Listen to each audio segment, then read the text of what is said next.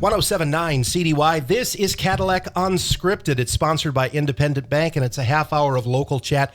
Katy Huckle is here with me, and it's hard to believe, Katy, that in the almost year and a half that we have done this show, we have never done anything with the Footliters. I know, and I love the Footliters. Alternately, it's not a surprise because there hasn't been a show to promote, right? Right.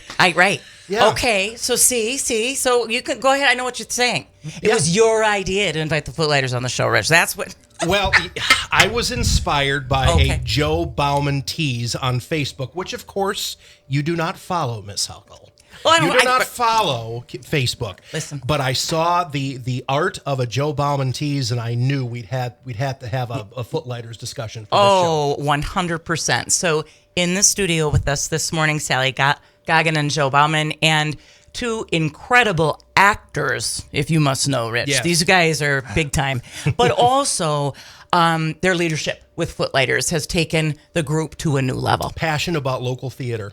That's what it is. Unquestionably. Yeah. And I'll tell you, it's not as though we've missed the fact that we haven't been on your show yet. We've been discussing it, been pretty offended.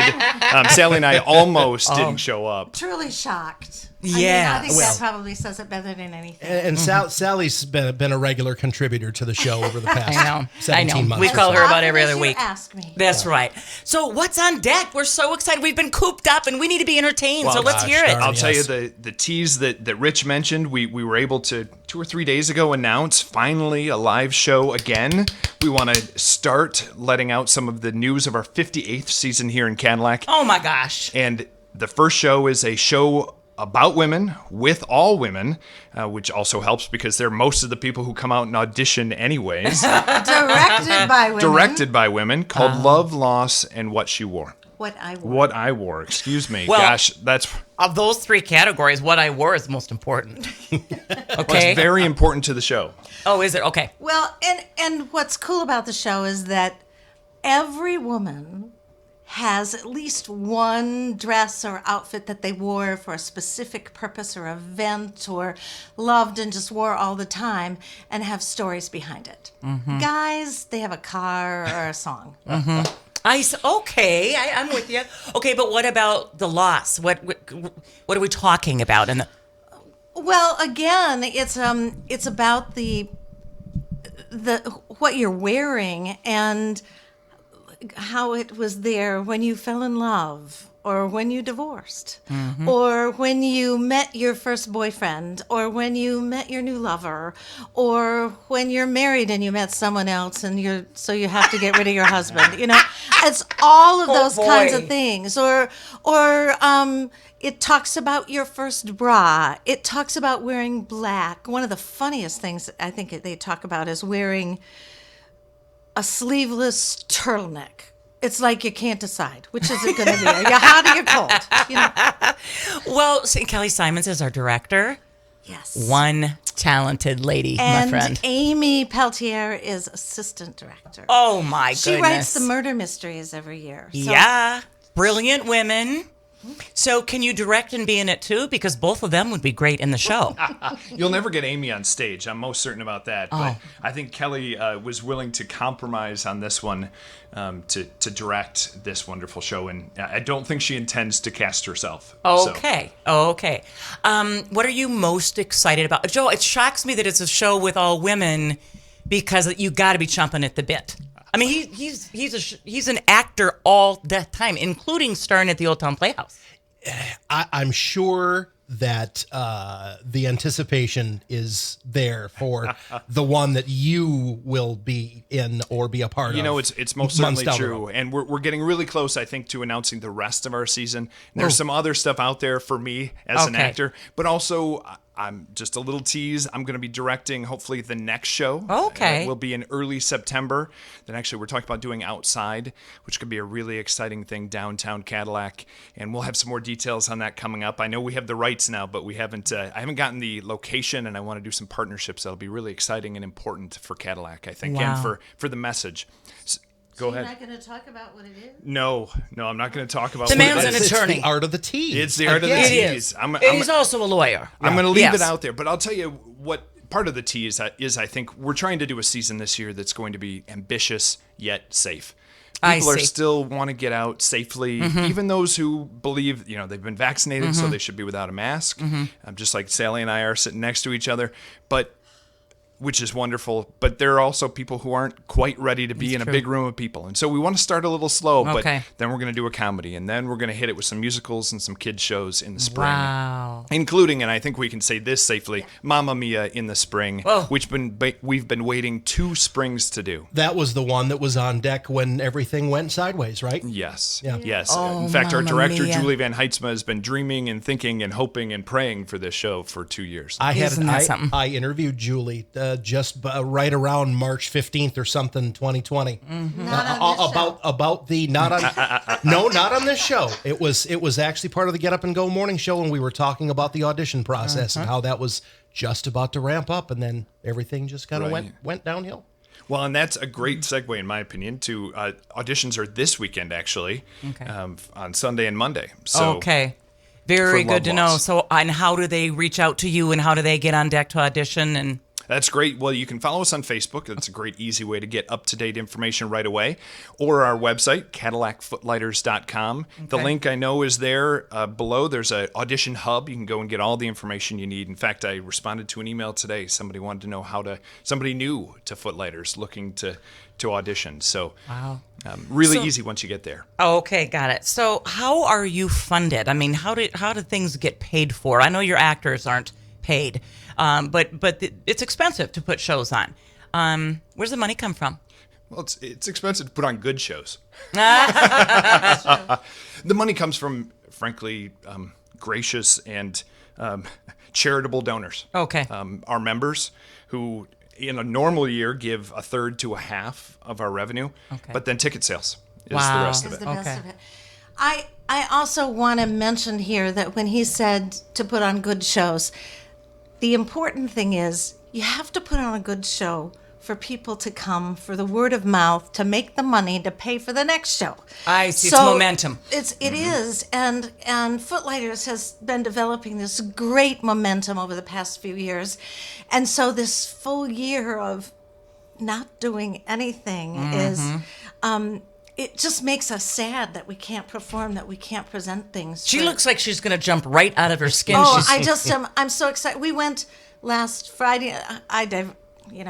We went last Friday night to see a production by the High School Drama Club, by the Cadillac High School Drama Club. Their variety show, right? Their variety show, which was out of this world. These kids were amazing. And on top of it, not only were their performances all just excellent, the music direction, the staging, the choreography was all done by students. wow. And every single one of them grew up in the Footlighters. Oh, okay. They started in junior Footlighters and have continued and have performed now in adult productions too. As someone who's been on the stage for most of your career, that might be the most gratifying thing of all, is to see the new generation come up. It totally is. It totally is. I can't tell you the excitement. Well, and also somewhat disappointment that I wasn't up there too. But she just gets itchy. yeah, Well, and from somebody like me, and I don't actually know when Sally started acting, but I was 10. And so I know what it did for me as a human and now as a professional and a friend and a lawyer. And so, well, I did it in my backyard when I was 10. I like it. She was the star of the pageant. Yes. So I know how I feel about, I can't wait to be entertained by you folks. How do you feel as an actor having gone 12 plus months? I mean, have you been sitting around thinking, okay, we got to do this play and this play and this play, and I want to audition for this and this and this? yes. It's hard to say without jumping out of your skin, I think. I was lucky enough last summer, having done a show at Old Town Playhouse, to do a cabaret outdoors. Cool. And I couldn't fully put my finger on that I had missed it as much as I did until I got in front of an audience again and sang actually a song from Chicago that I was supposed to sing last spring and will hopefully do next spring still. But Okay, what song? And for all of us, let me just finish this. For all of us that went to see him, we all sat there going, oh my God, this is so wonderful. Just like on Friday night with the kids. But yes, what's your song? Right. Or In two fact, or four. I actually, yeah, there's 3 of them in the show, and I cannot remember it. Actually, it's now been a year since I did it. So real quick, Rich, what I know, I've always told her she's my Meryl Streep, but what actor does he remind you of? And it's old school. Jimmy Stewart. Dick Van Dyke. Dick Van Dyke. Both. Okay. I see both. Yeah. I can see both. Yes. Yeah. I mean, I was in Man, the production. you put me on the spot. Do you know how much you just put me on the spot You by didn't saying that? struggle for 1 second with that. You do. You are a DJ. I did. And I was I thinking did for a Jimmy second. Stewart too. Were you Okay. really? Okay. Well, see, Yeah. there it is. But I see Dick Van Dyke also. Do you see Meryl Streep? Yes. Yes. I do. Little Barbara Good thing. Streisand, little Meryl Streep. A little bit of. She's not as old as Helen Mirren, but I'd go that direction. Oh yeah, Oh, that Helen too. kept Wow. it together. Helen kept it together. And so if I want to be a corporate sponsor, let's say, then I'm going to go to that website too, and there's a place Yeah. to donate. Yes, Okay. and we're going to be reaching out again as we roll out season 58. We want people to be excited about it, but also we really think people are going to come out and see it, which means putting an ad in front of people has Yeah. some value again. Yeah. And our hope is that just like we've done, in partnerships with the business community, and we've done for each other during this pandemic, that we'll all be there again when we come to do the things that were normal before and Right. will be again. And so That's one hope. of those things is more members again, and our corporate and small business sponsors. Yeah. So, and I don't know which one of you wants to answer this, but it's very fair to say that the Footlighters are at a new level. It's like, wow. The Addams Family blew me. Did you see the Addams Family? I did not. It blew me out of the water that was happening in Cadillac. It was like, pinch me. Seriously. And then I think you sold out after the first show because, like Sally says, the word got out.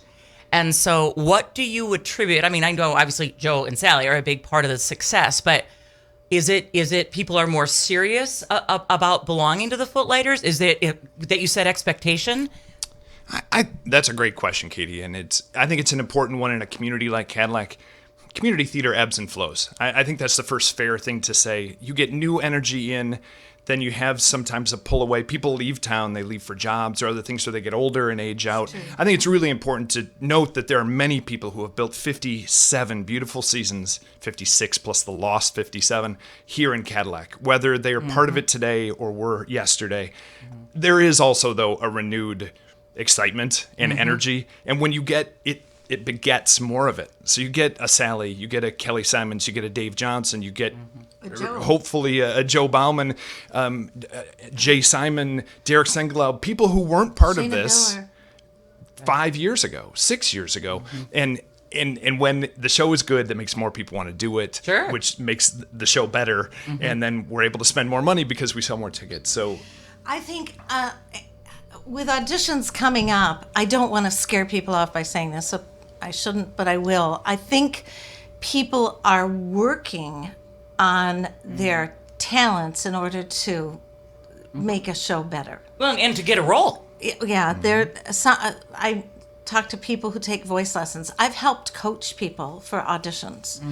There is an excitement about it, and we have some great choreographers now too, so that the musicals are wonderful, and who really dedicate themselves to it and truly care and want to make it better than the last one.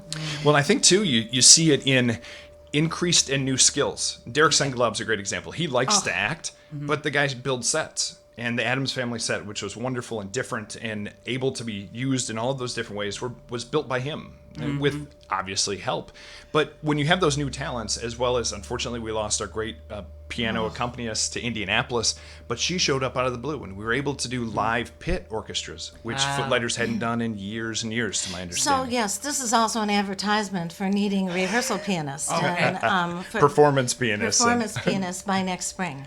So. True Joe Wellman's story. As he was looking at communities to move to, community theater was a driver in his decision for his career. Is that true? That's correct. That's correct. Yep. So that also tells you, so I kind of do vice versa now. So you're saying, the community theater makes a community stronger and whatever, but community theater can attract talent, professional talent, to the town. or at Resnick and I used to have a joke when we try to recruit doctors to Cadillac that someone needs to hang a sign over Main Street that says Saxford Avenue, 2 blocks to your right. And then, we'll get more people moving. Shh, don't tell them we don't have a lot of department stores. Shh, So to say we have a robust theater community, that's a feather in the town's cap. Yes. It is, and it's growing, and it's lovely to see. Well, I think too we support each other. So you've got Up North Arts, you've got Pat Paveglio's group doing Readers Theater, and new things create newer things with more energy and more involvement, which then makes people want to do it. And I think that art, on a general sense, I care about performing arts because that's what I want to do, and that's what I came to this town to be a part of. But people want to do the other things. They want to have a vibrant community of art, and I think it's finding a new energy in the understanding of community building as they had maybe 30 years ago. Yeah, I think that's positive too. One other thing I was going to say is it's really important for people to audition.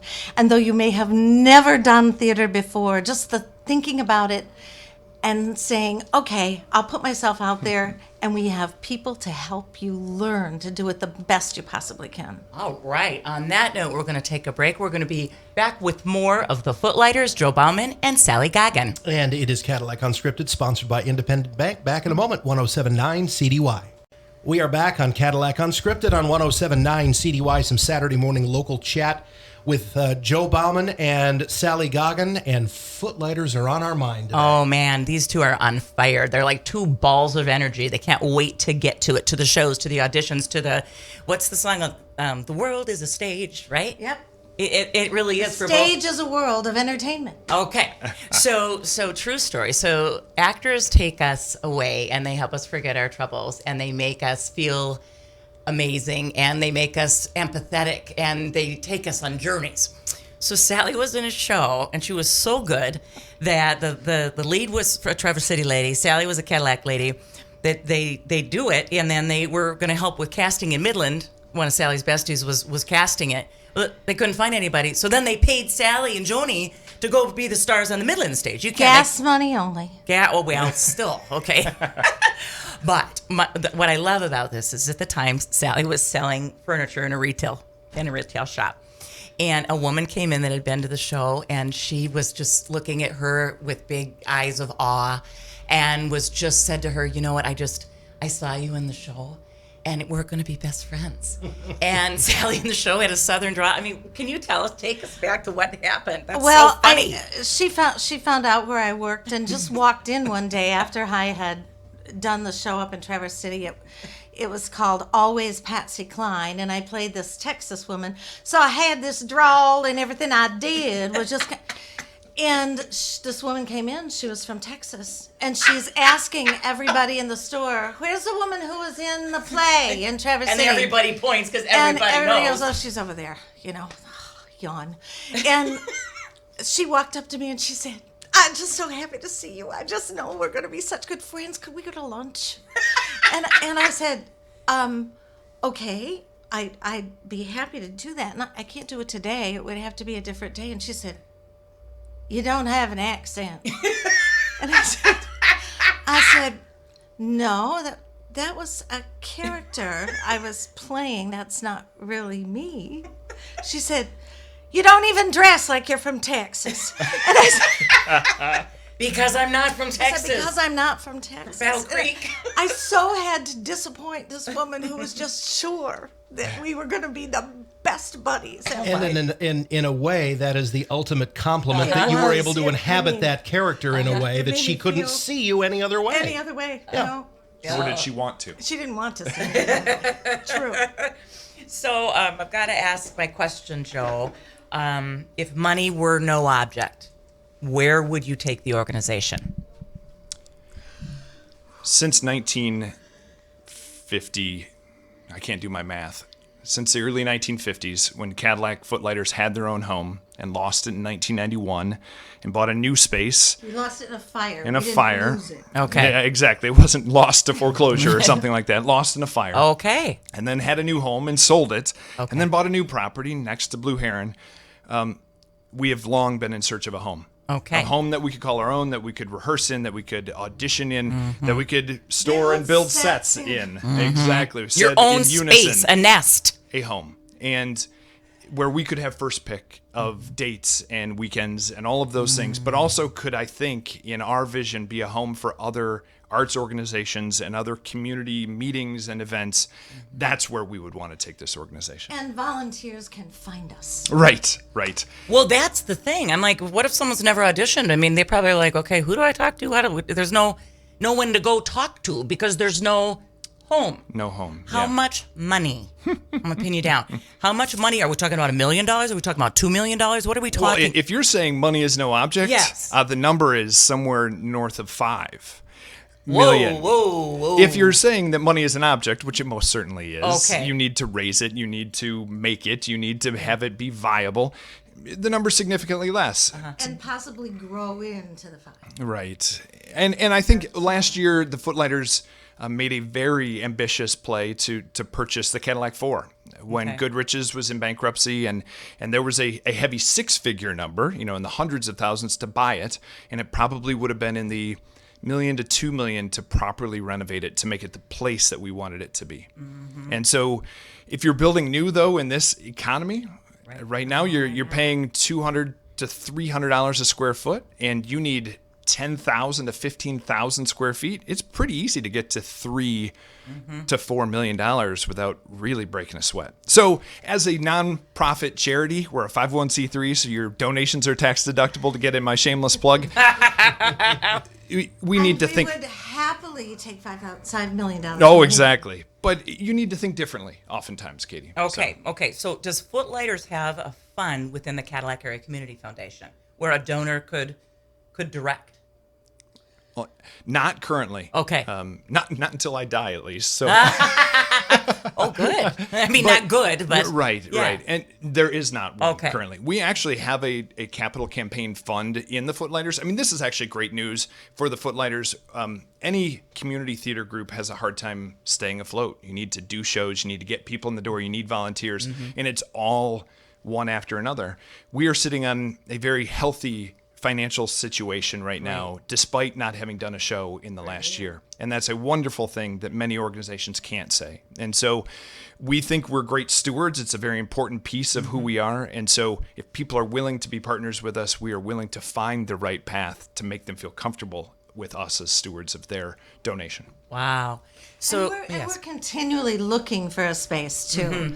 And we've done some in the past very creative things by performing at the new the new farmers market downtown. Performed at a Christmas show there a year and a half ago, and we've performed at the Elks and a variety of places that are new and fresh.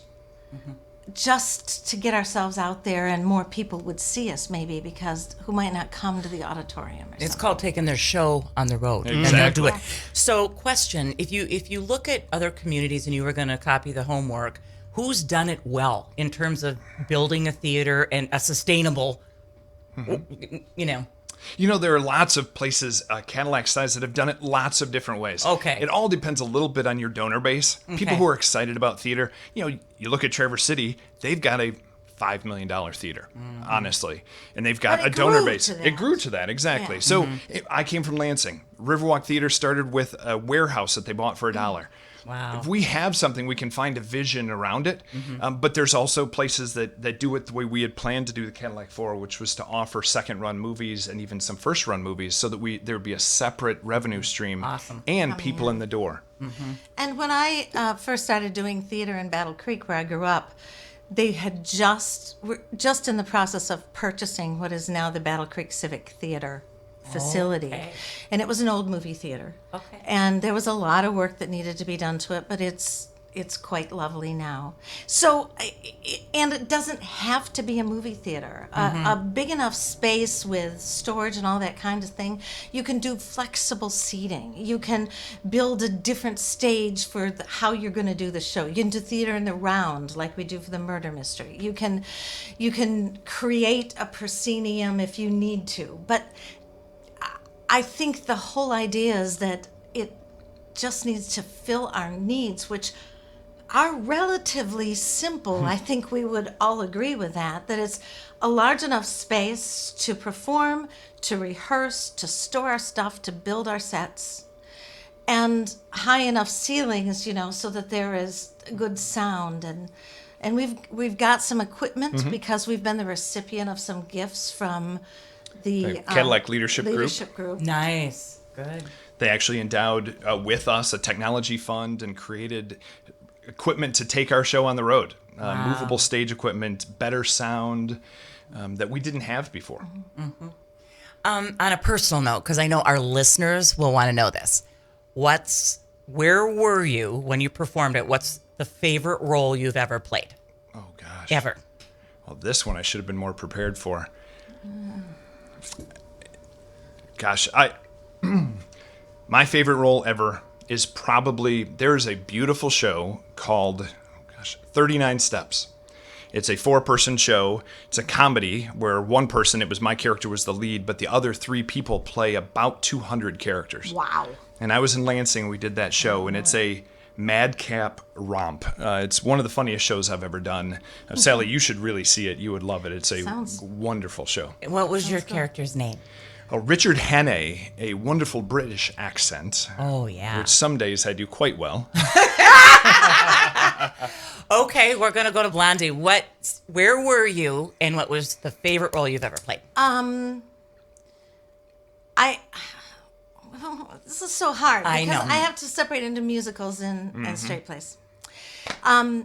Straight plays, I did a production of Taming the Shrew in Midland, and the man who directed it, his name was Gordon Lee, and Gordon did these outrageous things. And things that Petruchio swung on a rope across the heads of the audience. And, oh, my. And people were seated on stage in tiers of seats so that they felt like they were part of the production. And I played Kate, the shrew. And wow, I got to do some really cool things. It opens and I'm throwing open these shutters on the upper floor of the set. And it was very cool. The second most favorite role that I think I've ever had a chance to do was Joanne and Company. And I did it in college when I was 21 years old. And then I just did it a couple of years ago here in Cadillac when I was in my 60s, which is the correct age. But when you're in college, everybody is in their 20s and teens. But it was nice to do it a second time and get a better feel for who she is and what she's supposed to be. And think of everything you'd experienced. In that time, yeah. And how I had met women like Joanne, the character of Joanne, who was this very, very, very wealthy, self-centered alcoholic. She sounds lovely. She was just delightful. So if I look at Joe Baumann's career as an actor, are you in your prime? Have you peaked? Are you there yet? This gets to one of my favorite things about community theater. When you're a male in community theater, you don't peak until much later. Really? Okay, why? They're both laughing like it's a private joke. Why? It is. It's a well-known joke because most participants in community theater are female. Okay. And until the recent past, say the last 10 to 15, maybe 20 years, most of the shows were written by men with mostly men characters. So if your supply is low and your demand is high, my price is always through the roof. Here's the thing. Joe and I both have lists of shows that we would love to do. That obviously mine are all the female leads and his are all the male leads. Yes. But also there are shows that we like and don't like. And I don't like a whole bunch of shows that have a male lead. Like Fiddler on the Roof is supposed to be this wonderful. Yeah. I really don't like the show. Because it's all male leads. Right. And there are others like that, and he has well-known female shows that he kind of goes, eh. Yeah. But it's funny, in Lansing, I would have kind of peaked already. There was a time where I came into that community theater, and we were all of the same age, in our late 20s, early 30s, that a lot of the roles were written for. There are still roles that are older, right? The Yeah. Joanne for females. Yep. There are numerous ones. Henry Higgins in My Fair Lady. Hello, Dolly. So, Levi. But in Cadillac, until we get more people, so another shameless plug, I'm fine with competition and I want more of it because we'll have better shows. But I can play older. Okay. I can play younger because I have to. There's only so many men. And I, who love doing roles like Eliza Doolittle in My Fair Lady and Sally Bowles in Cabaret and a funny girl, I got to play Fanny Bryce. Now I get to pay the grandmothers and the cleaning lady and the shtick roles that are in the background, but it's still theater. There are no small parts. There are no small Just parts. saying. Well, and when we talk about young people being influenced, and then finding their joy in theater, like you saw with your variety show, Sally's daughter Trish was such an unusual little girl because everyone was listening to rap and everybody was gaming, and she had records and liked to listen to show tunes and read show music on the school bus and would just dream about going to Blue Lake, and it was all about the arts, and it was quirky at the time, wasn't it? Guess what she does today? She's in Minneapolis, and she's in the theater business. No kidding. Is that true, Sal? She is. She works for Broadway across America. If you've ever seen a Broadway show in Chicago or in Grand Rapids or Lansing, she works for that company, and her territory is Michigan, Minnesota, and Wisconsin. She followed her dream, and she's living theater every single day. It's just wonderful. And that must be so rewarding for you. It is, and it makes me terribly jealous. What's next for you two? Not just this show, but you talk about shows that you want to do. And I won't pin you down and say, well, Joe, you told me 5 years ago you're going to do that show. But what's on the docket? Well, the one that I'm still, as long as they don't uncast me, is to do Chicago as Billy Flynn, which has always been on my bucket list. Actually, I wasn't even fully aware of the role until I listened to it and thought, why wasn't that on my bucket list? Okay. I remember that. Yeah, and I got cast in Traverse City, which is it will be an amazing production that they plan to do this spring, and I'm still planning to be in it. So I'm looking very much forward to that. I'm looking forward to that. Yeah. How about you, lady? For me, well, Hello, Dolly is one of the ones that I would like to do. I really had wanted to audition for Mama Morton in Chicago up in Traverse City, but I was in the midst of all kinds of personal stuff and couldn't do it. But Hello, Dolly be a fun one. But there are a variety of other roles that Hello, Dolly. Bette Midler just did it, and she's in her 70s, so I think it's okay. Totally. But there are a whole variety of roles like that are smaller roles, but very, very lovely roles, too. It's all right. I saw Carol Channing do Hello, Dolly at probably 90 years old, so yeah. lots of room. Yeah.